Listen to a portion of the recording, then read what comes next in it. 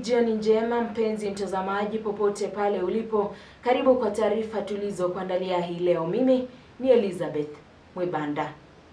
Na katibu mkuu wa muungano wa chama cha wafanyikazi wa huduma na ulinzi wa kibinafsi Isaac Kandabwa ametoa wito kwa Rais William Ruto kuingilia kati na kuhakikisha utekelezaji wa mswada wa kima cha chini cha mishahara ya mabawabu. Kandabwa pia amesisitiza kuhusu umuhimu wa mamlaka ya udhibiti kutoa leseni kwa wamiliki wa biashara waliohitimu katika sekta ya ulinzi ili kuhakikisha kuna usawa na haki katika sekta hiyo.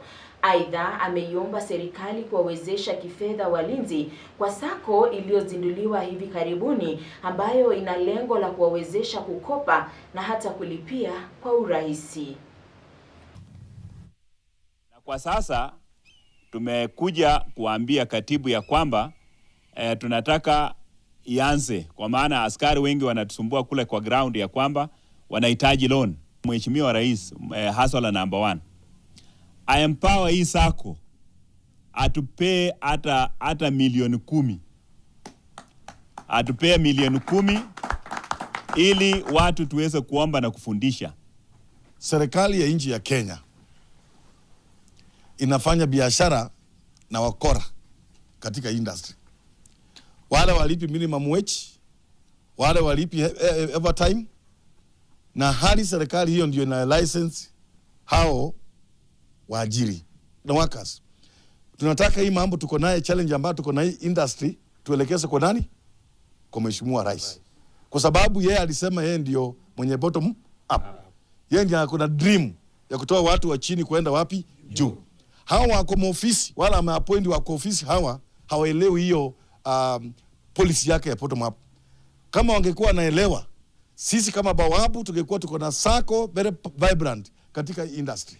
Na mtazamaji, kwingineko ni kwamba juhudi za usalama katika mitaa mbalimbali na hata vijijini zimepigwa jeki baada ya kuzindua mpango wa mashinani wa kukabiliana na changamoto za usalama kupitia mbinu zinazohusisha jamii. Haya yanajiri wakati wakazi maeneo tofauti wakilalamikia utepetevu wa mamlaka ya usalama kuhusu ongezeko la visa vya uhalifu, ila sasa mbinu ya usalama inayoongozwa na jamii kuonekana kuwa suluhisho. We want a community-led security approach where the community and the government can work together to come up with sustainable solutions to issues around security. I demand, I request through Kara, help us vet these village elders, because mtoto wa village elder ndiyo anaongoza ile kikundi ya gangs kwa kijiji, na wakati ameshikwa akifika kwa OCS anaona huyu ni mzee wa kijiji, hataki kumembarrass, anatoa kijana wake na nyuma, na huyu kijana ndiye anasumbua tu kwa kijiji. I don't know what we are going to do about the children radical gangs, because as much as we're speaking about gangs, let's not forget that our children are now getting ruined totally. And this is something that needs to be taken straight on a multi-sectoral way and multi-level way. The State Department for Internal Security, which is here today, led by myself, is ready to work alongside you, and we want you to feel like equal partners in safeguarding our neighborhoods. This collaboration is not just about policing communities, but about also empowering them. We are able to share information in a real-time fashion. We are able to engage. We are able to call out those who are sleeping on the job. At the same time, we are also able to provide in-kind support to a number of our officers. Na tukisonga mbele ni kwamba gavana wa kaunti ya Isiolo Abdi Ibrahim Hassan Guyo anakabiliana na kibarua kigumu. Hii ni baada ya mwakilishi wa wadi ya Sericho Abubakar Godana kuwasilisha notisi ya hoja ya kumbandua mamlakani, huku madiwani 17 wakiunga mkono hoja hiyo ambayo sasa inasubiri mjadala rasmi Jumanne wiki ijayo. Madai makuu yakiwa utumiaji mbaya wa mamlaka, udhibiti mbaya wa fedha miongoni mwa mengine. Na mtazamaji, kwa mara nyingine vurugu imezuka katika bunge la Machakos.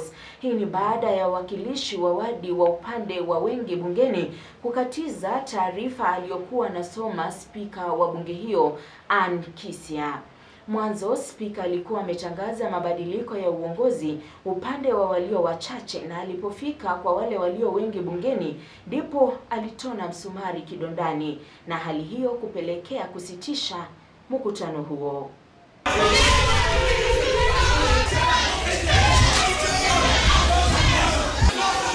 MCA Matu ceases to be the minority party leader and is replaced with immediate effect by Honorable Francis Kavio. Speaker has the power to suspend the assembly on Standing Order 108, which allows her to suspend the sittings indefinitely.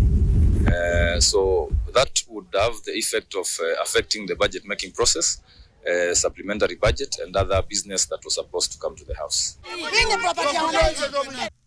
Hiyo mbunge tutafunga leo na wote watoke tuingie sisi kwa mbunge. Hatutaki pita kuua watu. Kwa hivyo wameshindwa na kazi, watoke wote.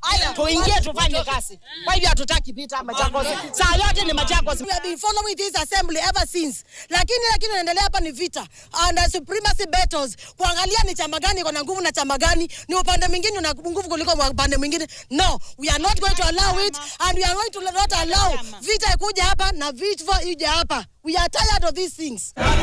Mtazamaji, kwa kutamatisha habari zetu ni kwamba viongozi wa kisiasa wa bonde la Ufa sasa wameitaka serikali ya Rais William Ruto kuharakisha mchakato wa utoaji wa hatimiliki kwa wakazi wa maeneo hayo ya msitu wa Mchongoi na vile Mau, ambao wameishi sehemu hizo zaidi ya miongo mitatu bila hatimiliki, hali ambayo imechochea migogoro ya mara kwa mara baina ya wanaharakati wa mazingira na wakazi wanaodai kuwa na hofu ya kuachwa bila makao.